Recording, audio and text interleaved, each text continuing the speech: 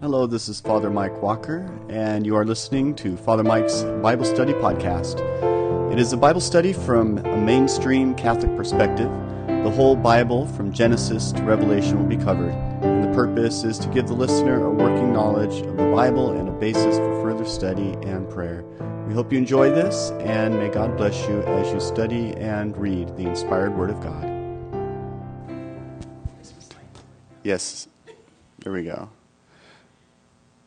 Okay, so we're going to be doing St. Paul today, and it's just an overview. So we're not going to actually be doing any books specifically. The good thing about the overview is that it's quite a bit of information on stuff you may or may not have known about St. Paul.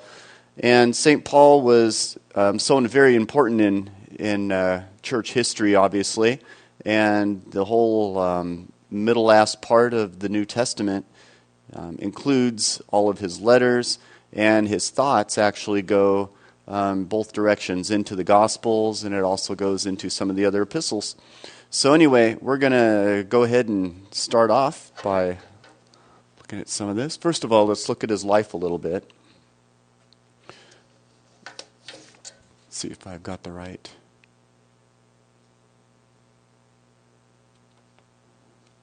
Okay, so with St. Paul, we talked about him a little bit in Acts of the Apostles, and we do know a lot of what is biographical information from St. Luke, and we also know a lot of autobiographical information, biographical information by his letters. And so we know that he was one who persecuted the church before his conversion. Actually, at one point, he got special permission to go and to specifically bring Christians to trial. And oftentimes that would even lead to death. And he is mentioned in Acts of the Apostles as being next to St. Stephen, the first Christian martyr. And St. Paul was there, and he witnessed that. And he probably was okay with it, during that part of his life, until he had that conversion experience. So he had this conversion experience where he saw a great light, and Jesus said, "Saul, Saul, why are you persecuting me?"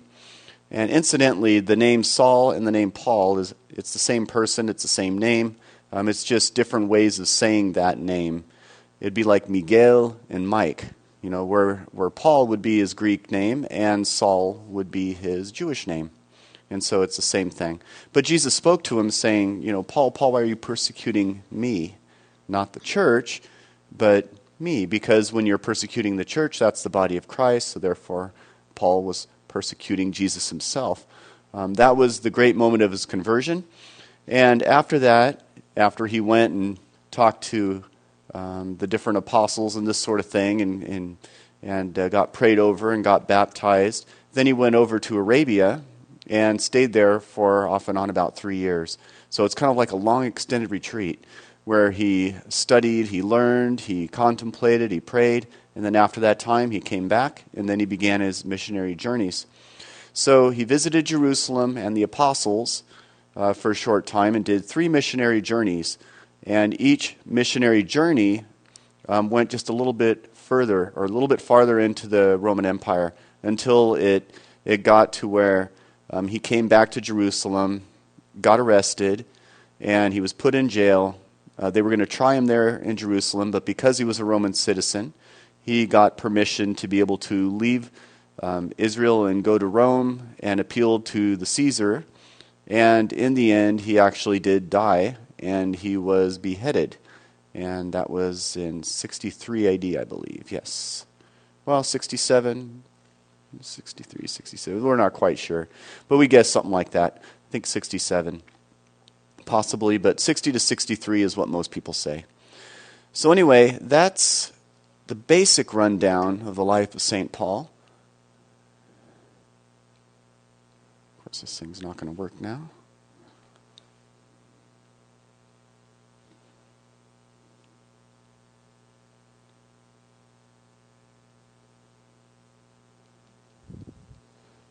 Could be my battery's dead.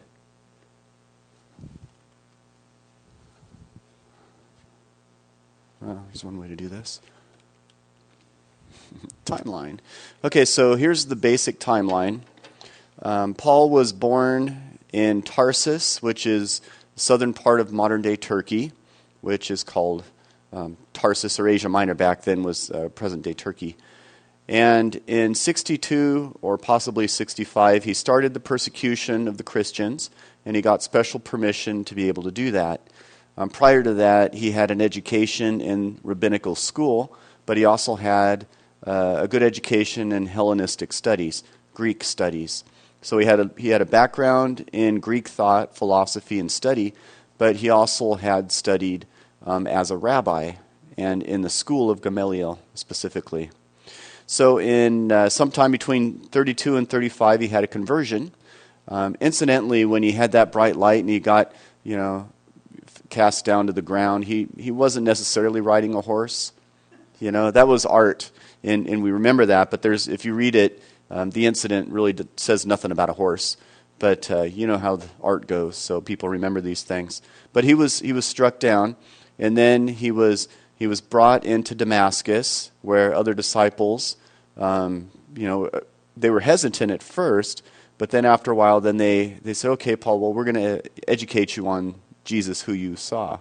And then after that, Paul went to Arabia, and then he came back. So his first trip was into Jerusalem. He met with the 12 apostles at the time, and he probably used that time. We don't have a huge record, but we do have Paul himself who mentions it.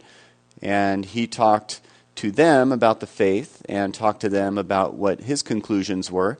And in the process of this, it became something where he and, after he came to the apostles, he was pretty convinced of his conclusions.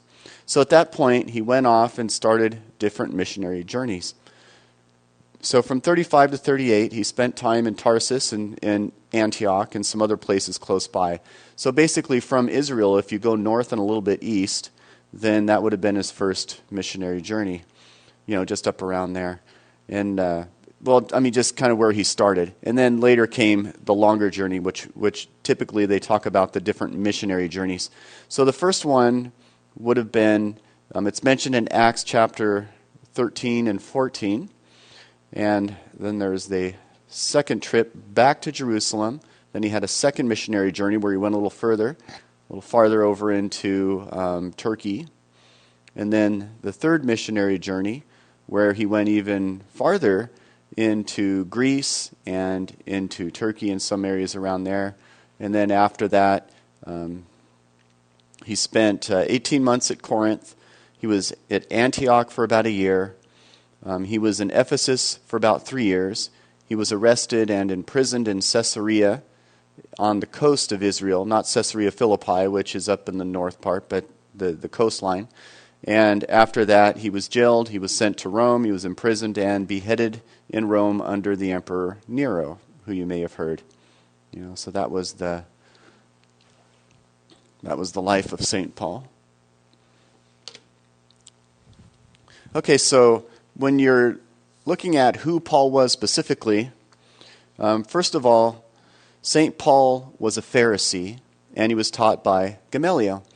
And Gamaliel was the most famous or popular or well-known rabbi in his day. And back then, the way that they used to have schools is they didn't have schools like universities or anything like that.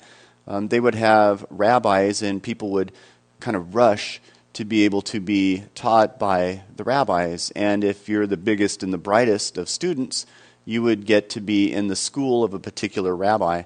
And so for Paul to be in the school of Gamaliel meant that he was particularly bright and a good student, and also had a little bit of influence, which is probably a good combination of all of that.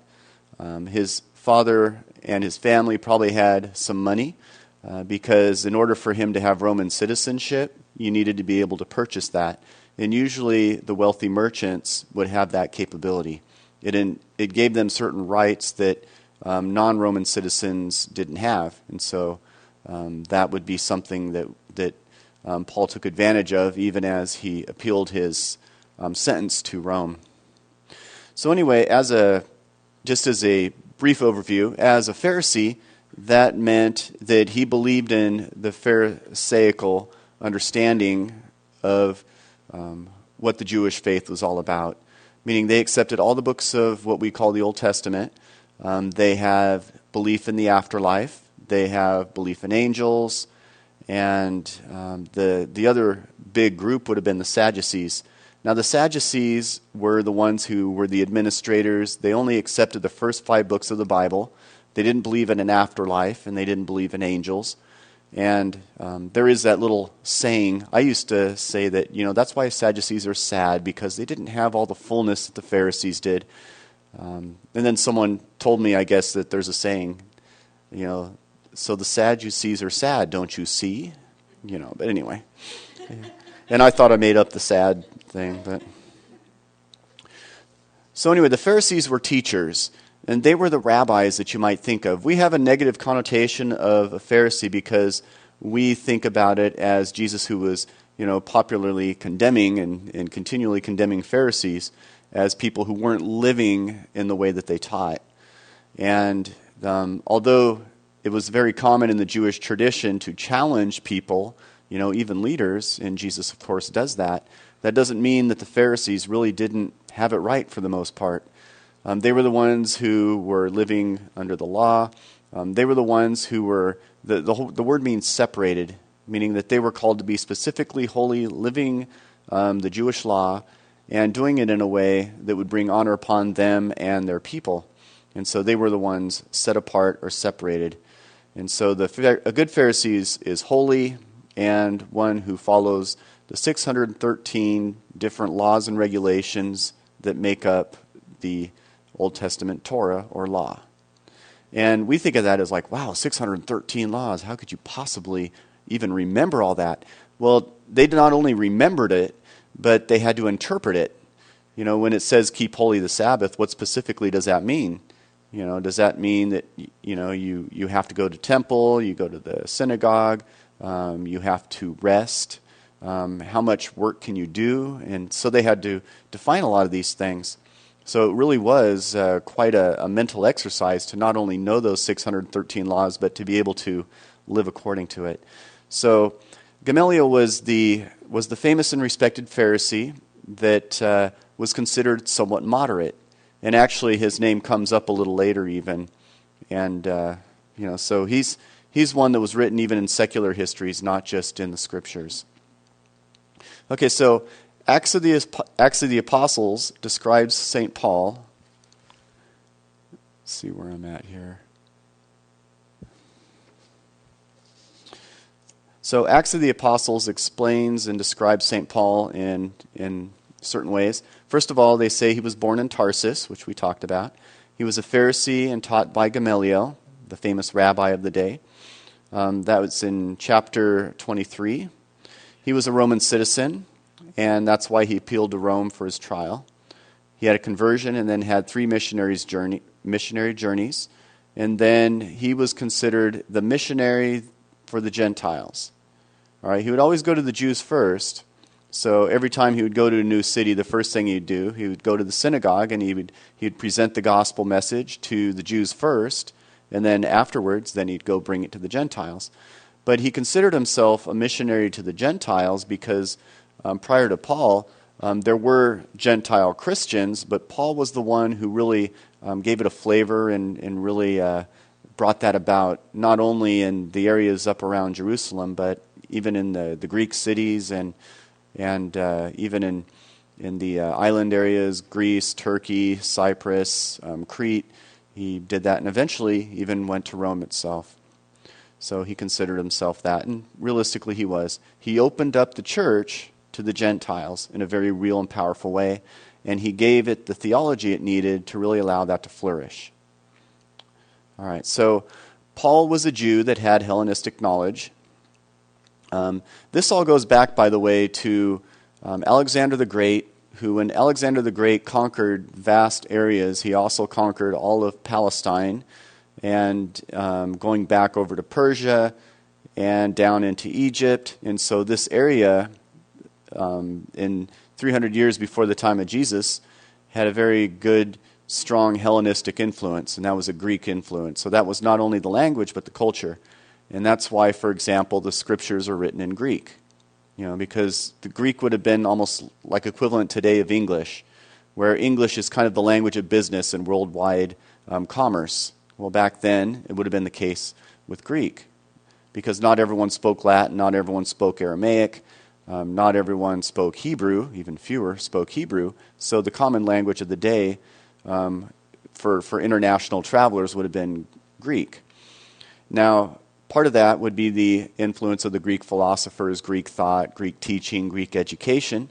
And because Paul was from a Greek-speaking and a Greek culture, he would have assumed that in his upbringing and in his schooling. But he was also a rabbi, and he used rabbinical style of teaching as well. And that's a little bit of a reason why, for example, in 1 Corinthians, there's this, between Apollos and Paul, there's this little bit of a dichotomy, because Paul is teaching more in a rabbinical style, and Apollos is teaching more in a Greek style. Now, in the Greek style, would have been considered more eloquent, but Paul, because of his Jewish roots, chose to teach in a more rabbinical style, because that was what the scripture and the tradition was contained in, for a sense, the rabbinical style. Jesus was a rabbi, and so he would teach in this style as well. So he was rooted mostly in his Judaism, but he also took advantage of his Hellenistic education, his Greek education. And the fact that he was a Roman citizen gave Paul also kind of a shoe-in to a lot of circumstances and areas that he wouldn't have had if he wasn't. So not only did it allow him to appeal his sentence to Rome, but it also gave him ability to interact with larger numbers of people and local townspeople as well. Okay, so let's look at major influences of his thought. Okay, so first of all, Paul had a vision of the risen Christ, and this was very instrumental in his thought. Prior to that, he didn't have a full concept of what the true religion was all about. He thought he was following it to the letter and to the law, because for him, being a good Jew was one who followed the 613 laws, but at the same time, he took that as meaning that Christians were apart from that or separated from that, and they were the new heretics. So therefore, they need to be suppressed. And so he took an active role in that. He was a person of zeal. He thought he was doing what was right. But then when he saw the risen Christ, he knew that he didn't have it right. So that vision and what Jesus told him helped to form him and teach him which direction he needed to take his zeal and his fervor. And that was in the Christian understanding of the fulfillment of the law in Christ. Okay, so it wasn't like the law was being done away with, it was being fulfilled. And so once Paul got a grasp on that and he understood it, then he was able to take his prior knowledge and apply it to the Christian faith in a way which was just much deeper, much more developed than it would have been prior to Paul. Okay? But the other thing is, Paul tended to teach about the imminent coming of Christ. It was always a part of the church's teaching that Jesus died and Jesus rose from the dead. He was with the disciples for a while. He assumed his power and glory in heaven, but there would be the time when he comes again and restores all things to himself, and there's this new heavens and the new earth. That was just part of the Christian experience. But they didn't know when this was going to happen. So Paul thought that it was coming very soon, and there was an immediacy to the gospel. Part of the reason also was Jesus' own teaching. Jesus taught oftentimes talking about the immediacy of the gospel. And so therefore, when Paul was talking himself about the coming of Christ, he talked about it, especially in those earlier works, as if Jesus could come back any day, and probably would. So therefore, people needed to be prepared. And that was part of his teaching. But then as time went on, he began to notice that people were getting so caught up in this immediacy of the gospel that they weren't moving forward with their lives. This was happening, for example, in 1 Thessalonians. People thought Jesus was coming so soon that, some of them just decided that, well, we don't need to work anymore. And then others were saying, well, gee, some people have died in the meantime, so what does that mean? When Jesus comes back, are they lost? And so Paul needs to go and explain this all over again. We don't know when Jesus comes back, but we do know when he does come back, it will be totally obvious. We will know it, and when that happens, we will go be with him in heaven forever. But in the meantime, we have to be about the business of the kingdom. So his teaching became a little more like, okay, we need to be in it for the long run. But at least in the beginning, it seemed to focus on this idea that Jesus will come back very soon. The Greeks did not believe in the resurrection of the body. The Greeks in their philosophy had a bias toward this idea that you have a soul that is in the body that is spirit. The body is matter, and therefore it's not like you have an intimate connection between the body and the soul. It's almost like the ghost in the machine. You've heard that expression before, right? That's why there's that album of the Police there, Ghost in the Machine, for you who might know that. Now it makes sense. But anyway, that was based on mostly from Plato. Platonic philosophy taught that. But the Jewish understanding was that you as a person are body and soul, and you're so intimately connected that there's really not this idea of body and soul. And so, therefore, he would talk about the resurrection of the body, because you can't say that a person is resurrected if there's not a resurrection of the body as well as the soul. That if it's just the soul, then there's some lacking. That's why, for example, when we talk about ourselves, we die, we go to heaven, then our soul is in heaven, but at some time there will be this resurrection of the body. You hear that in our creed, right? We believe in the resurrection of the body. And the Christian teaching is that when Jesus does come back and there's this new heavens and the new earth, then we get our resurrected body as well. And our resurrected body is a spiritual resurrected body, but a very real body. The example of that would be Jesus himself. So when Jesus rose from the dead, he rose body and soul, because his whole person rose. But that body was different, right? It wasn't confined to space and time. For example, he could walk through walls, and he would be present, but he would say, "I'm not a ghost. I'm not just a spirit." That he has this transformed, resurrected body, which takes on a spiritual reality as well. And so, therefore, Jesus can appear, not appear. He can walk through walls, but he can also eat fish. The resurrected body is not a ghost. And so the Christian understanding is one day we also will have resurrected bodies like Jesus did. But that'll come about sometime later. In the meantime, when we die, our soul goes to heaven. But eventually there is that resurrection of the body. A lot of people actually don't know that. And it's somewhat complicated for us to get a grasp on how does that all work. What does a resurrected body look like?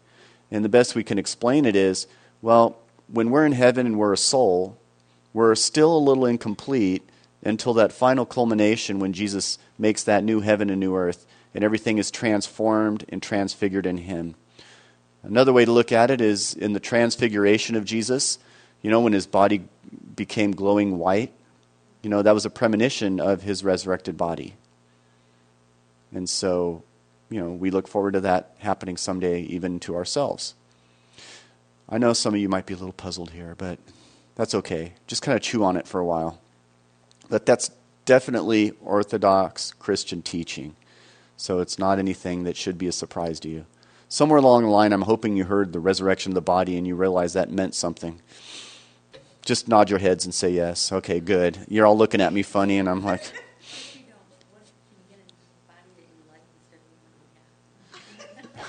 You can't trade it in for a different model. No, but the thing is, if we think about that, this is one of the problems, is we think about it in too earthly of a term. And if you think about, okay, well, God made each one of us unique individuals, right? And how he made us is 100% perfect in his eyes, except we have not realized that because of different, thoughts, perception, whatever criticisms we might have of ourselves. But we will see ourselves as we truly are and how we were created. We will see the beauty that God made us, and we will be 100% happy about that. But our bodies are not going to be like they are right now, because they're going to be transformed. They're going to be transformed and transfigured into the perfect heavenly body that is the fulfillment of that promise. Anyway, I don't want to get too hung up on that, but this is what Paul was teaching, and this is what the Jews would believe in, the resurrection of the whole person. But it's something that Greeks found extremely hard to believe because of their bias, their philosophy, and their bias against the idea of a resurrection of the body. Because for a Greek, they thought that all matter was bad or evil. They were dualistic in a lot of ways. Spirit good, matter bad. Therefore, when we die, we will be in our perfect state when we can shed our corrupted bodies and then be just a soul in heaven, and that's something that they would have been totally comfortable with. But Paul has to really dig that in and say, no, it's the body too, resurrection of both. And he taught the resurrection of the body, and for that reason, some Greeks didn't like that, and they didn't believe in it. So anyway, he taught that. Also, Paul almost died in Ephesus. They stoned him and they left him for dead. They probably figured he was dead, but he wasn't dead. So he came back and went back into the city. But from that point on, he started changing some of the ways that he wrote. He wrote about the redemptive suffering of Christ and how we, in the suffering of our own bodies, participate in that suffering of Christ. And that participation in the suffering of Christ is something that has redemptive value. And so he talks about that. I'm suffering for the sake of the Lord. I fulfill in my body what the Lord started. He kind of talks in those kind of ways. And his Christian life is not only a share in the joys of Christ, but it's also a share in the sufferings of Christ. Which once again, it's when you hear the health and wealth gospel, the idea if you're Christian, you'll always be healthy, rich, and happy. That's not the teaching of Jesus, but it's certainly not the teaching of St. Paul. Because St. Paul teaches, no, if you believe in Christ, you're going to suffer. But that suffering is in line with the suffering of Jesus, and look how well that turned out.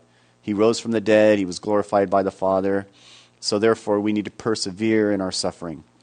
But from the point of the time where he was stoned and left for dead, he really started getting into that and teaching that idea of the joys of Christ and the blessings of Christ, but also the suffering and the persecution that comes with that. He was a real strong defender in the truth and the gospel. He would come in and he would present the gospel, and he was very leery of the false teachers. And you can read his letters and you can see that oftentimes he's talking about specific people being, stirring things up and causing trouble and spreading false teachings, and he's telling people they really need to hold fast to the truth and beware of the wolves that keep coming in and teaching false doctrines, and he was very strong about that too. So you can see he was a very strong personality, very, very passionate and very compassionate. He was he would have been an interesting person to talk to. He had a lot going on there. Okay, so the biggest controversy of the day, and we talked about this in Acts of the Apostles, was this intermix between the Hellenistic Christians or the Gentile Christians and the Jewish Christians. Because the Jewish Christians were following the law of Moses, the Old Testament law. And because of that, they would follow the law, but they would also follow the way of Christ. And you could do that as a good Jew. It just meant you're following your normal way of doing things, but you're accepting Christ as a Savior, and you're following that new law of grace in addition to the law that you're also following. Well, for the Gentiles, they weren't under the same regulations, and they didn't have to follow the law because they were not born into the Mosaic law. And so St. Paul explains it in this way that, well, if you Jews want to follow the Mosaic law, go ahead, but that law itself does not save you. It's Christ who saves you. But we should not put that additional burden on the Gentiles as they become Christian. So in other words, we don't say to the Gentiles, welcome, Greek believer in Jesus. Now, here's the knife for your circumcision, and you got to memorize all these dietary laws and these rituals, and it was just overly burdensome for a Gentile believer, and it wasn't necessary for a Gentile to be able to follow that law to be saved. So Paul talks about these to try to bring the church together, also knowing that there's going to be controversy, and that controversy was very real. Because on one hand, the Jews were saying, no, those Gentiles need to be Jewish and Christian. And the Jews were really pushing that. Well, a lot of the Gentiles were kind of taking the opposite approach. No, not only do we get to be Gentiles and Christians, but we don't even have to follow the Ten Commandments because we're all saved through Christ, right? So you've got these both extremes, and Paul corrects both sides, both of those errors, and says, no, the truth is here, that you do need to follow Christ's law, which is based in the moral law and the natural law that, the law of Moses is based on, but you don't have to follow all those external rituals and ceremonies and feast days and all that sort of thing that the Jewish law gives as well. So St. Paul was actually teaching something that was pretty common sense, but it was also very controversial, and it caused a lot of division, and it caused a lot of controversy in his own day. And part of that was when he went back to Jerusalem to find that compromise in the Council of Jerusalem.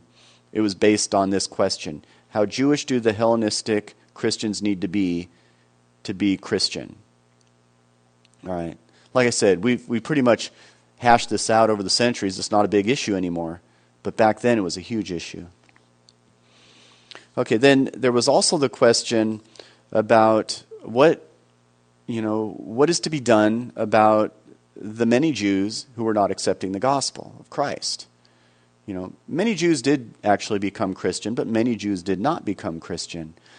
And we don't have specific numbers, but if you just take the general Jewish population in the Roman Empire and then look at it, 100 years or 200 years later or 300 years later at the time of the Christian church, you'll see that the numbers of Jews went down from the time of Jesus to, the time around 300 AD. And so if you're looking at those estimates, it looks like, somewhere between, maybe a quarter and a half of the Jews became Christians one way or another. But of course, a huge number didn't. And that huge number that didn't, even in the time of St. Paul, he was noticing a resistance. And because of that, he had to struggle with the idea that, okay, well, why is it that many Jews did not accept the gospel? And is there a bigger plan in this? Did God have a plan in the Jews rejecting the gospel? And St. Paul's conclusion, which we'll get to in the book of Romans, is that the Jews are the chosen people. They will always be the chosen people. They are always going to be part of God's plan for the salvation of all people. And what God promises and gives, he doesn't take away. At the same time, the Jews' rejection of the gospel opens the doors to the Gentiles to come into the church. Because if the church was entirely dominated by Jewish Christians, then there wouldn't have been the ease of entry for the Gentiles to come into the church. But St. Paul also taught that in the end, one way or another, the Jews will come to Christ. But he doesn't really spell out how that's going to happen. And so many people think, well, it's going to happen when Jesus comes back, that there's going to be this mass conversion of Jewish followers into Christianity. Others have different opinions, and no one really knows for sure. But the general, most scholars and biblical scholars, they pretty much say that St. Paul refers to it in the end, meaning that before the second coming there will be a mass conversion of Jews to Christianity. But it's not set in stone. That's not exactly known for sure. And therefore some people think that it's just the Jews having that special role in place, and that they would actually continue that and still be saved through Christ, but in a different way. All right.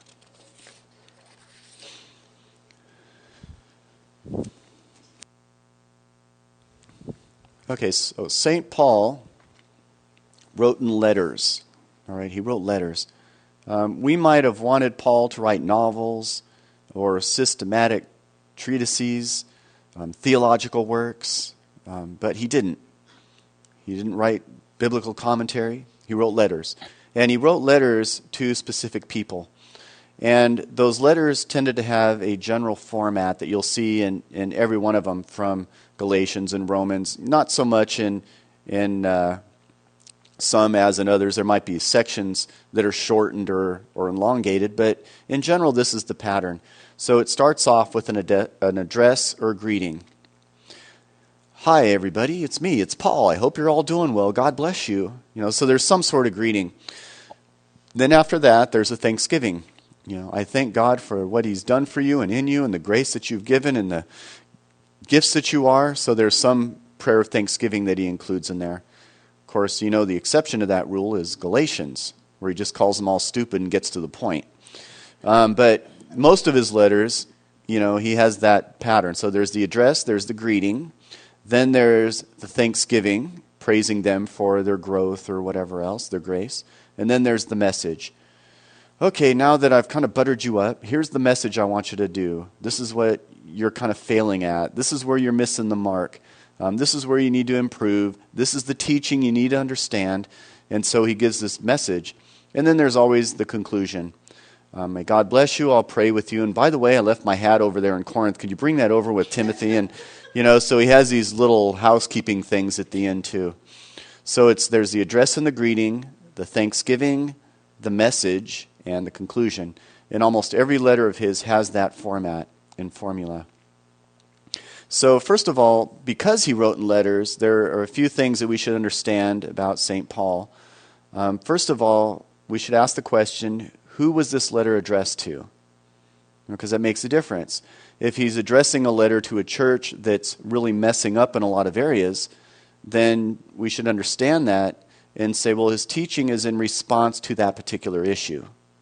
Now, if he's writing a letter just to edify people, then we should understand that and say he's writing this letter with this particular intention, to encourage and to give the people in this particular church the strength of the faith they're going to need to persevere. On one hand, he might be very critical if he's correcting a situation, and on the other hand, he would be very loving and edifying if he's trying to encourage perseverance in persecution. Two examples. One would be in parts of Corinthians, 1st and 2nd Corinthians, he can kind of sound kind of angry. And then in other parts, or in Galatians, he can sound pretty angry. Oh, you stupid Galatians, who have bewitched you? Well, anyway, if we look at the other side, if you read Philippians, then, here is a captivity epistle, and he's trying to give his people courage, encouragement, and support. So, different reasons for the work. So that's always a good thing to ask. Is it a literary work or is it a personal letter? The book of Romans actually gets into a bit more, it's a little more of a literary work because he's doing a more systematic approach to answering that question about how Jewish Gentiles need to be Christian. So he's bringing out all the discussions and the arguments, and he's even doing it in an argument style which is similar to the way that Plato used to write. Have any of you ever read Plato when he does the argument thing, where you have this discussion between two people? So like one person will say, they'll say like, well, what about this? And the other person will say, well, I'm glad you asked that question because actually this. And so St. Paul actually does this in Romans. And well, does that mean we can sin all the more and not be guilty? And absolutely not. So he's kind of has this interlocutor thing going on where he has this discussion between this imaginary opponent of the gospel which he's presenting. And so that's kind of part of that literary style. Where Philemon was a personal letter. He was writing it to try to get one of his slaves back. And so anyway, that's different styles. First of all, keep in mind that letters are not supposed to address everything. It's like when you write a letter, you don't tend to write everything because a lot is assumed. You understand that the people you're writing to will know the context in which you're writing to. So when he's talking to 1 Corinthians about some of the abuses that are happening with people, for example, when they're gathering for the Eucharist, they're not sharing their food, they're getting drunk, and he's writing this with the assumption that they understand what the Eucharist is supposed to be all about. And then he brings it up again, you're not discerning the body, and he wouldn't speak that way if he didn't know that they assumed or knew the greater teaching, the apostolic teaching of the Eucharist. So anyway, some of that is, a lot of it's assumed. A lot of it, when he speaks of shameful things, for example, that are happening, he doesn't spell it out because they know what those shameful things are. It's kind of getting around the people, and they all know it. So he doesn't have to write but we do that when we write letters too. We don't always write every little instance down. I got off on I-5 and took this turn off and then went here because, you would have known how I got to your house. It would have been in there. Sometimes arguments need to be refined. So the first letter, for example, he wrote was to the Galatians, where he just quickly told them, this is the teaching and this is the gospel message. But then later he refined it in the book of Romans to be a little more systematic and well explained, a little better presentation. Letters tend to be spontaneous, which means oftentimes they're not edited. And it's not like they had computers that they'd type all this in and look at it and do all these grammar checks. They would just start writing, and oftentimes they would have a scribe. The scribe would start writing, and it was very free-flowing. And if you look at St. Paul's sentences, you'll know they were free-flowing because he has the longest run-on sentences you'll probably find. And it's a writing style. And so when you're reading that, if you're too literary, you're going to miss the style and understand how it's written. But once you get used to it, then you can kind of go with it, and it makes a little more sense. So they're not edited. They're sometimes incomplete. And also something else to keep in mind is that we have to be careful that we don't use one particular letter to describe the whole of Christian theology. So, for example, it's like the only letter I read is the book of Romans, and I make this the gospel. We should really read all the letters together and understand it in the fuller context. Because if we don't, then we're going to be really narrowing our vision, and that can be something that will mislead us. And even St. Peter talks about that. He says that some people read Paul's letters and they twist them to their own destruction. Meaning, he's sometimes difficult and hard to understand. So we need to read his letters within the context of the fuller teaching of the gospel. The four gospels, the letters, even Revelation, taking it all together. And then together it brings about the fullness of the gospel. But taking anything in isolation, we've seen historically how you can make that work in your favor if you want it to. It's like, well, it says, if you don't work, you shouldn't eat. So what are we doing feeding people who don't work? Well, that's taking one little line, taking it out of context. All right, so just keep the big picture in mind. Okay, some very basic things. Let's see where we're at here. So, as I mentioned, Paul used a rabbinical style.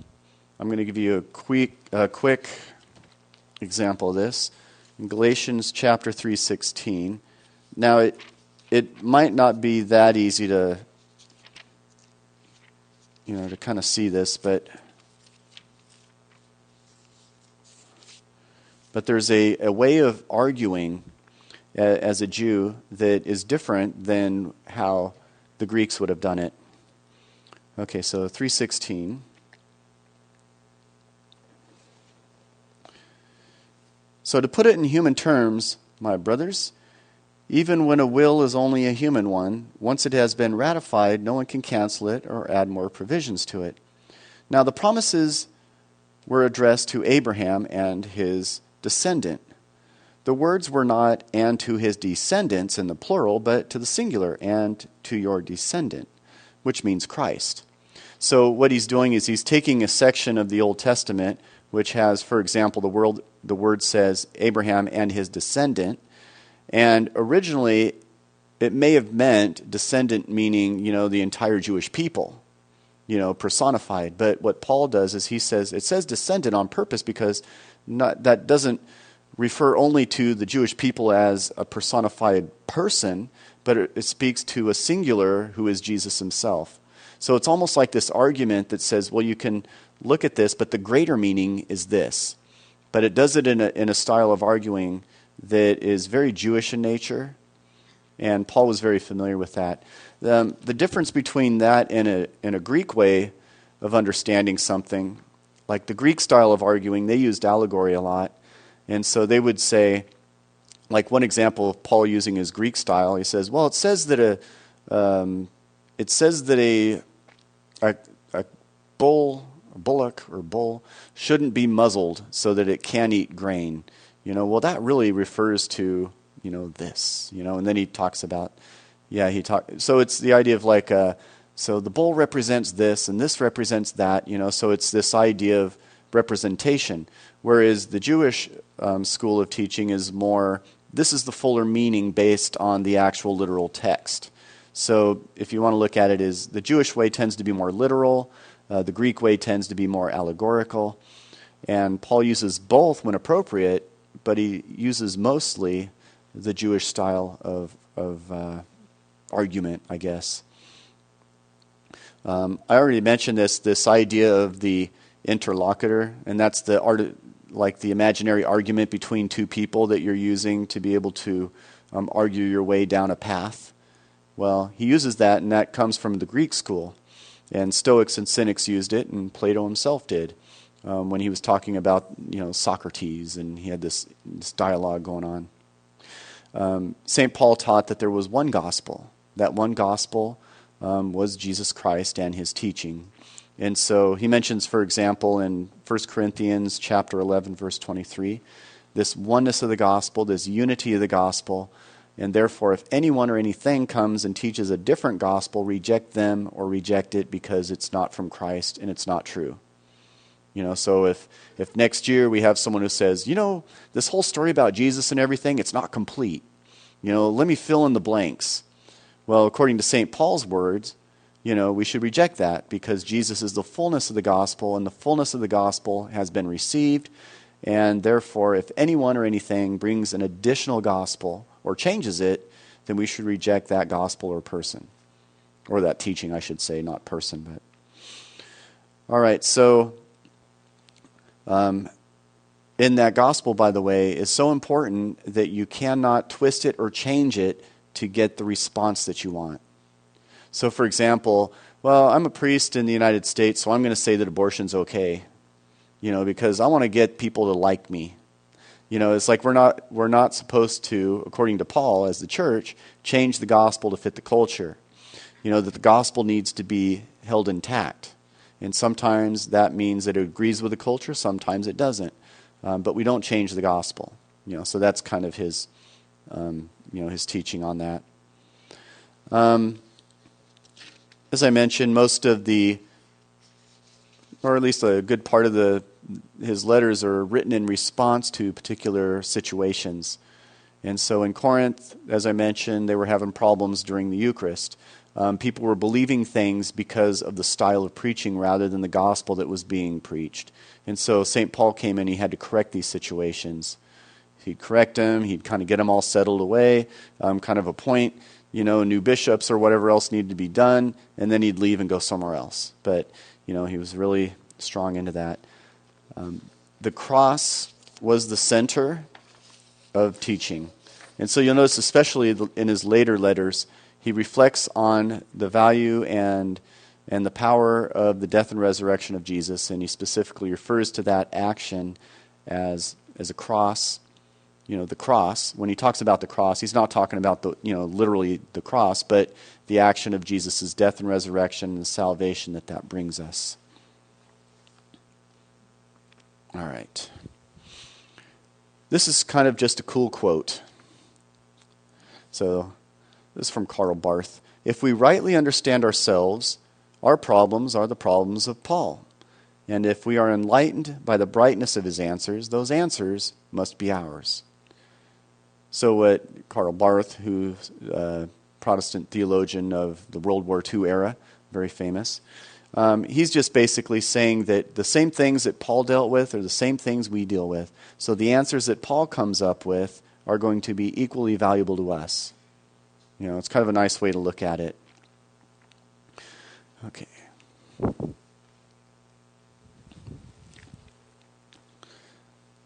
Okay, so I need to go kind of quick here.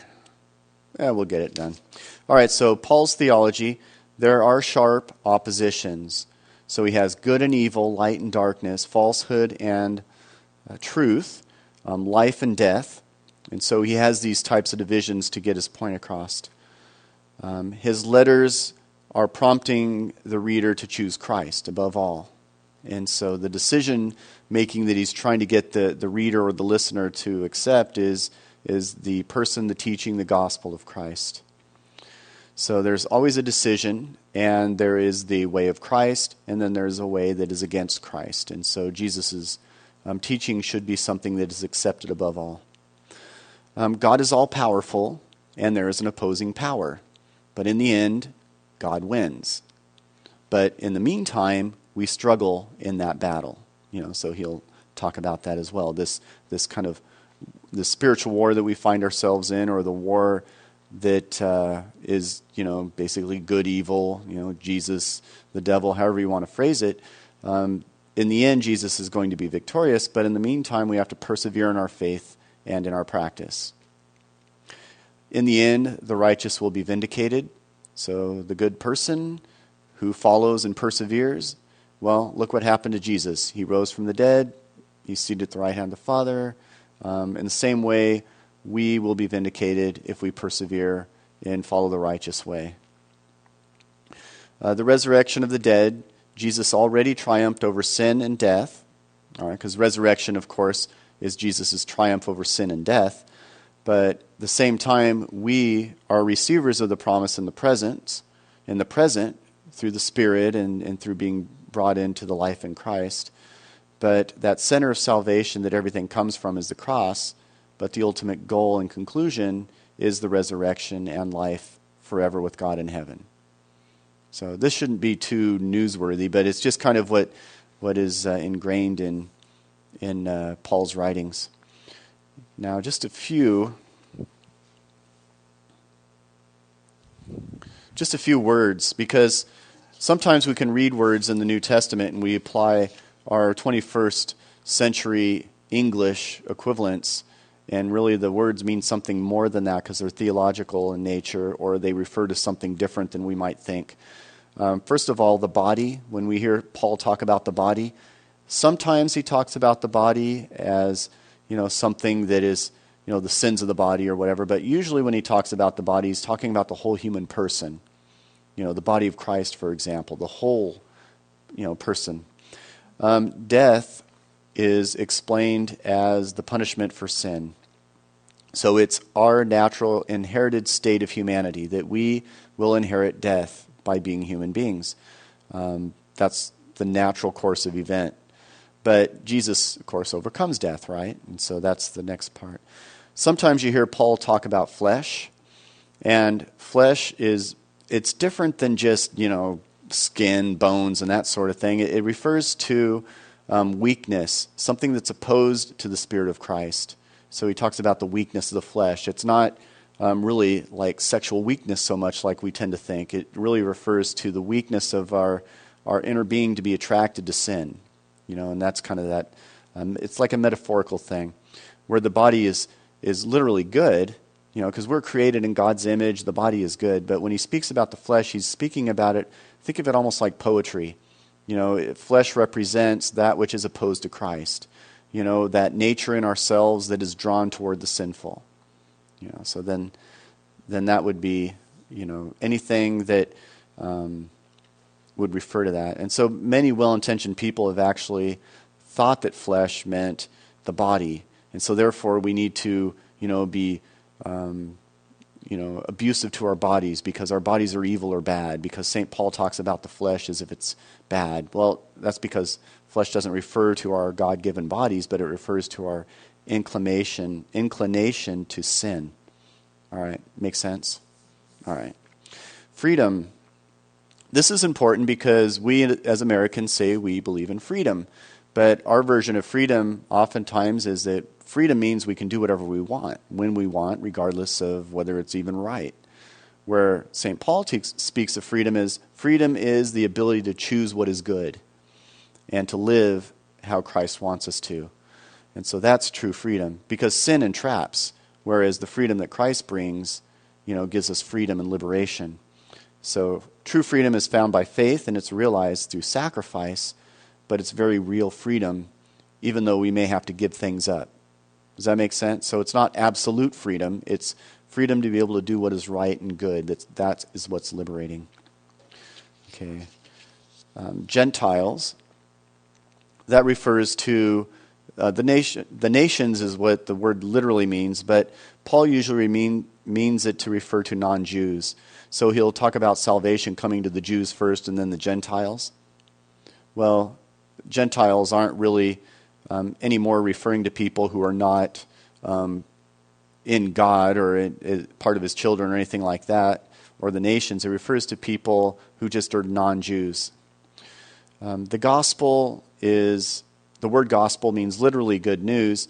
Paul refers to it as the death and resurrection of Christ and what that does for us. So the good news of the gospel is what Jesus' death and resurrection brings to us in the fullness of that teaching. Grace, that's God's gift of himself working in us. All right, so just think of it, what we receive, it's free, it's grace, it's gift. All that kind of defines the word grace. Justification, that word, refers to Jesus' action of acquitting or cleansing or forgiving or making us holy, taking away our guilt. It's making us righteous before God. All right, so that's justification. When St. Paul talks about the law, he's talking about the Mosaic law. He's not talking oftentimes about the Ten Commandments. He's not talking about Roman law or Greek law, but he's talking about oftentimes those rituals, purifications, following feasts, calendar dates, and dietary regulations, circumcision. So oftentimes when he's talking about works of the law, he's talking about those things. But he's not talking about the Ten Commandments, for example. So when he says that, don't you realize that your salvation is something that comes apart from works of the law? Well, because he's talking about circumcision and all these Jewish things that the Gentiles are no longer held bound by. But the Gentiles are held bound by the Ten Commandments and the moral law. So there's a distinction between that. But we'll talk about that in more detail with Romans. Okay. Righteousness, that's very close to justification. That's God's justice making a new relationship between us and other human beings and our God. Life is not just being alive, but it's life in Christ. Salvation, that is being saved from a physical or moral evil. All right, so that would be salvation. Sin is anything which is a violation of God's will. All right, so if it's God's will, if it's against God's will, then that's sin.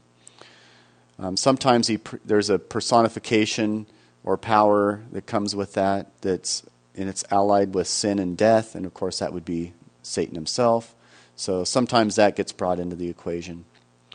The word Spirit is sometimes referred to as the Holy Spirit, but sometimes it's also referred to as the Spirit that sustains us and gives us light, that's making us open to God. So it comes with the gifts. So all that's kind of implied. All right, finally the word world. Sometimes it's neutral, but oftentimes it refers to what is opposed to God's ways. So if God's ways are considered, living a good moral life in a Christian setting, then the world's ways might be living, greedy, selfish, pornographic, or whatever else. So he sometimes contrasts, the way of Christ to the way of the world. But it's not to say that earth is bad or evil, because God created it. It's very similar to the body and the spirit. And so the world is something that is oftentimes metaphorically or poetically used to describe that situation. So we are called to be in the world, living in the world, but not of the world, which means, we're not living as if Christ doesn't have influence in our lives. All right. The last thing, and we're going to be done. There are different letters, starting with 1 Thessalonians, which was written probably around 50 to 51 AD. After that was Philippians, around 56 and 57. 1 and 2 Corinthians, around 57. Galatians and Romans, between 57 and 58. Ephesians, Colossians, Philemon, 61 to 63 AD. And then 2 Thessalonians, 51 or 80 AD. They have no clue. Anyway, people have different guesses, but anyway, some people just say it directly came after that, but it seems too developed, so it's probably later. There was 1 Timothy, Titus, 2 Timothy. Those were written probably between 70 and 80 AD, in that range. And then Hebrews, which was the last book, probably not written by St. Paul, but influenced by St. Paul, written between 70 and 80 AD. And if you want to know why the books of Paul, like the letters of St. Paul, are arranged the way they are, well, it's kind of a weird process because the longest ones are in the front and the shortest ones are in the back. Yeah, not bad, huh? So it's not really in any other order other than length. So he didn't write Hebrews. Do we know who did write Hebrews? No, not specifically. Someone who is very well versed in Jewish tradition, who also had a very good, strong Hellenistic background, but also had a very good writing style. So it doesn't really, the thought of Paul enters into that, but it tends to be much more Hellenistic in approach than St. Paul's letters, and more, the writing styles it's a little more like Luke in style, but the theology is different than Luke, so we don't know exactly where Hebrews came from. But it was written mostly to Jewish priests who converted to Christianity, and then they're describing how this new dispensation of Christ, or this new priesthood of Christ, is something that should be embraced even by Pharisees or priests in the Jewish sense. But he uses Platonic philosophy to do that, talking about shadows and images, kind of like in Plato he used the example of a candle, where if I'm holding a candle, there's a reflection behind me in the back of the cave that has a silhouette. And then if we're looking at nothing but the shadow, we get a glimpse of what it is. But if we look at the fullness of the picture in front of me, then we'd see the fullness of what it really is. So Hebrews uses that type of Platonic logic to say that we have an image, a dim image of the gospel here on earth, but the fullness of what it really will be revealed in heaven, is kind of like that image of the, so he uses that style, which would be different than Paul too. Okay, so that's all we got for Paul. Yeah, any questions? I had one. I was just wondering where you find out about the beheading of St. Paul, because I had heard that we really didn't know how he was killed.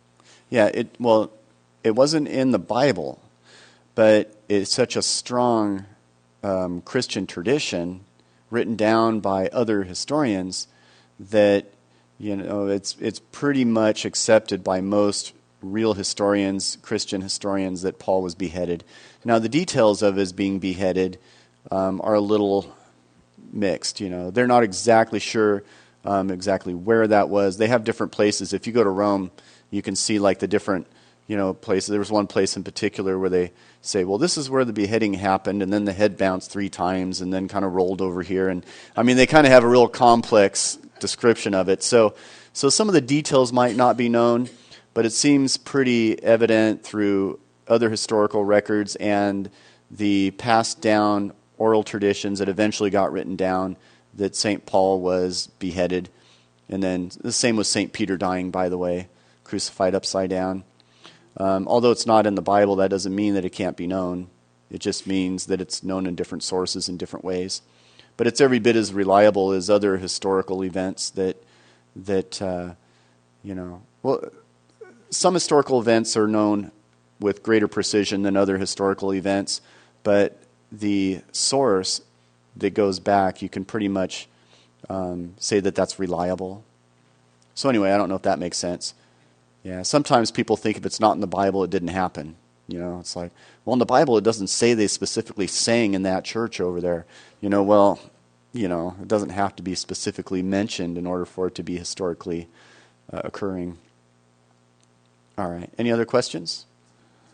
Yeah, where can one find a comparison of Hellenic and Jewish law?